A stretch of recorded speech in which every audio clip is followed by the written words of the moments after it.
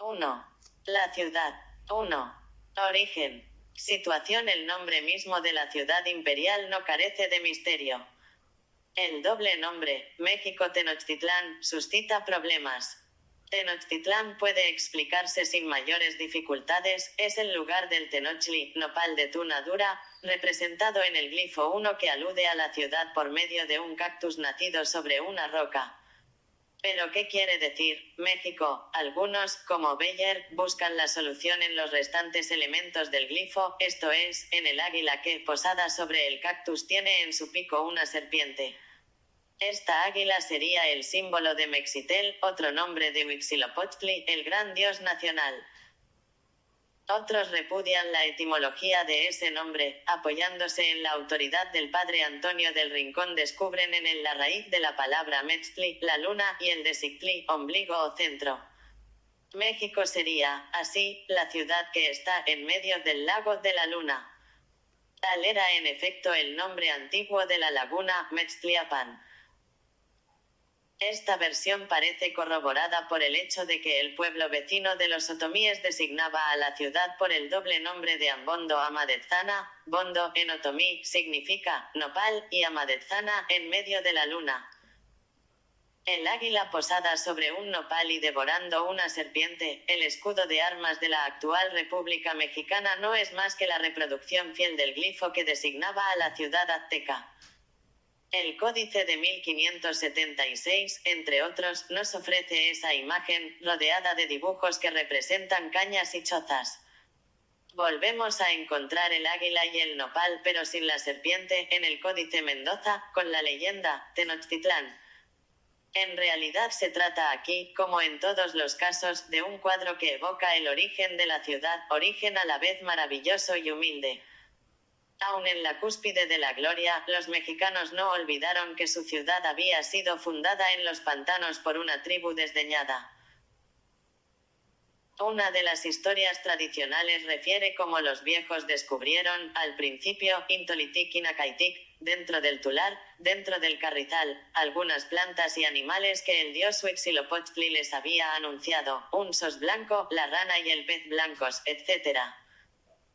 En cuanto vieron esto lloraron al punto los ancianos, y dijeron, de manera que es aquí donde será nuestra ciudad, puesto que vimos lo que nos dijo y ordenó Huitzilopochtli. Pero a la noche siguiente el dios llamó al sacerdote Cuauhcoal, serpiente águila, y le dijo, oh Cuauhcoal, habéis visto ya y os habéis maravillado con todo lo que hay dentro del Carrizal. Oíd, empero, que hay algo más que no habéis visto todavía, id sin continenti a ver el Tenochtli, en el que veréis se posa alegremente el águila. Allí estaremos, dominaremos, esperaremos, nos encontraremos con las diversas gentes, pecho y cabeza nuestros, con nuestra flecha y escudo nos veremos con quienes nos rodean, a todos a los que conquistaremos. Pues ahí estará nuestro poblado, México Tenochtitlán, el lugar en que grita el águila, se despliega y come, el lugar en que nada el pez, el lugar en que es desgarrada la serpiente, México Tenochtitlán, y acaecerán muchas cosas. Cuauhcoal reunió inmediatamente a los mexicanos y les informó de lo que había dicho el dios. Ellos le siguieron a los pantanos, entre las plantas acuáticas y los carrizos y de pronto, vieron cuando, erguida el águila sobre el nopal, como alegremente, desgarrando las cosas al comer. Y hablóles allá el diablo y les dijo, oh mexicanos, allí estará, e inmediatamente lloraron por esto los mexicanos, y dijeron, merecimos, alcanzamos nuestro deseo, puesto que hemos visto y nos hemos maravillado de dónde estará nuestra población, vámonos y reposemos. Esto pasaba en el año OMEAKTL, 2 Caña, 1325 de nuestra era. El Códice Azcatitlán simboliza los principios de la vida mexicana en Tenochtitlán en un cuadro que muestra unos indígenas en canoa, ocupados en pescar con caña o con red, mientras otros espantan los peces, a golpes de garrote, hacia las redes extendidas, alrededor de ellos hay montones de juncos y aves acuáticas. Tal debió ser, en efecto, el género de vida de los mexicanos en aquel tiempo. No se les distinguía en nada de las poblaciones ribereñas que, fuera de las ciudades, consagraban la parte más importante de su actividad a la pesca y a la caza de aves acuáticas. Se les llamaba Atlaca Chichimeca, los salvajes lacustres. Sus armas eran la red y el atlato lanzadardos, cuyo uso para cazar las aves en el lago se ha perpetuado hasta nuestros días. Tenían sus propios dioses, Atlagua, el que lleva el atlat, Amimitel de miel, flecha, y Atl, agua, y Opochli, el zurdo, el que lanza las flechas con la mano izquierda, los cuales todavía eran conocidos en México en la época clásica. Sin duda los mexicanos no tenían mejor aspecto que los demás, salvajes lacustres, a los ojos de los habitantes urbanos de Colhuacán, Azcapotzalco y Texcoco.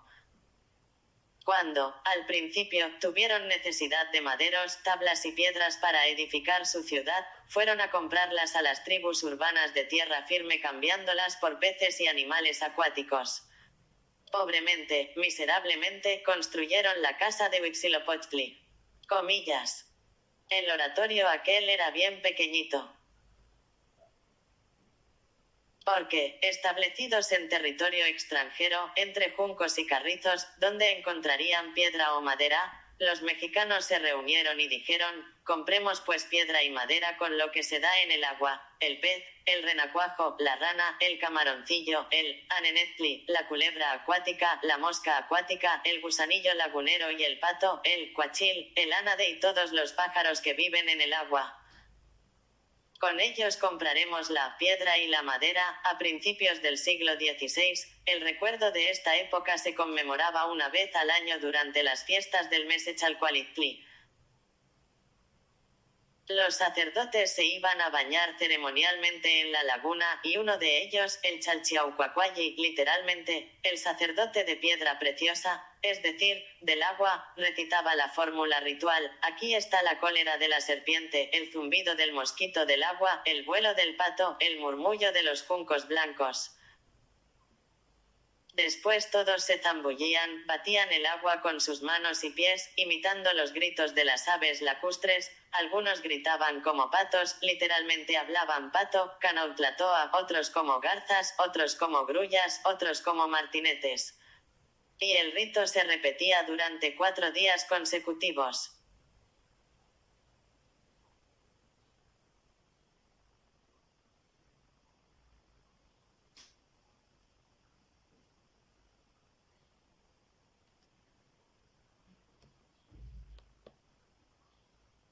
Hay razones para creer que la aparición del águila y la serpiente acaeció a Cuauhcoal y sus compañeros en el mismo lugar donde después, en el siglo XV, fue construido el templo de Huitzilopochtli, es decir, un poco al noreste de la catedral actual y aproximadamente a 300 metros, en la misma dirección, del centro de la gran plaza que hoy se llama Zócalo. Todas las tradiciones están de acuerdo en afirmar que el primer templo, que solo era un oratorio, Ayacoli, fue construido exactamente en ese punto. Los sucesivos soberanos no escatimaron nada para hacer a Huitzilopochtli un templo digno de él, pero siempre sobre el mismo lugar, terreno sagrado que el dios en persona había escogido, donde se levantaron, reinado tras reinado, los edificios, las pirámides y los santuarios. Alrededor de ese centro religioso nacional surgieron los palacios imperiales. También de allí partían los grandes ejes a lo largo de los cuales creció la capital. La ciudad mexicana es ante todo el templo. El glifo, que significa ciudad vencida, es el símbolo de un templo medio derruido e incendiado. En esta casa de Dios, tal es el sentido de la palabra azteca Teocalli, se resume y concentra el ser mismo de la ciudad, del pueblo y del estado. Ese centro original de México descansaba en suelo firme, rocoso. Se construyó el templo al borde de una cueva, Ostotempa. Era una isla en medio de los pantanos, en una ancha bahía de la laguna. La costa alrededor de Tenochtitlán describía un vasto arco de círculo lleno de aldeas y ciudades: Azcapotzalco y Tlacopan al oeste, Coyoacán al sur, Tepeyacac al norte. Al oeste estaba el gran lago salado de Texcoco, al sur, las aguas dulces de los lagos de Xochimilco y de Chalco.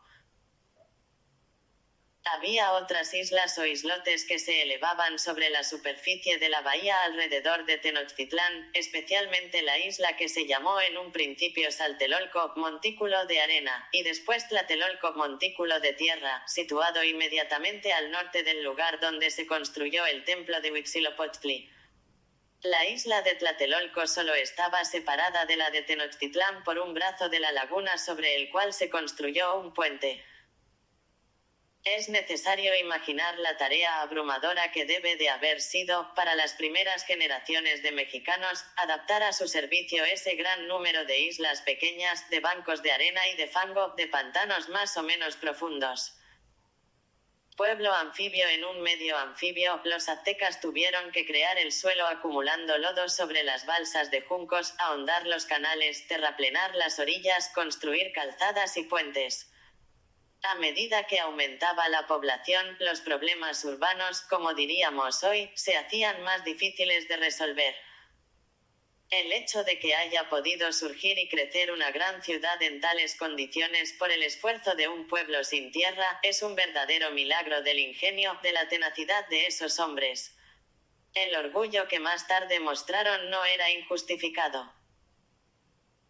Del miserable villorrio de chozas dispersas entre los juncos, a la resplandeciente metrópoli del siglo XVI que camino se ha recorrido, no es de extrañar, pues, que los aztecas sintieran tan profundamente la grandeza del destino que había hecho de ellos, tan pobres y tan solos, los más ricos y poderosos.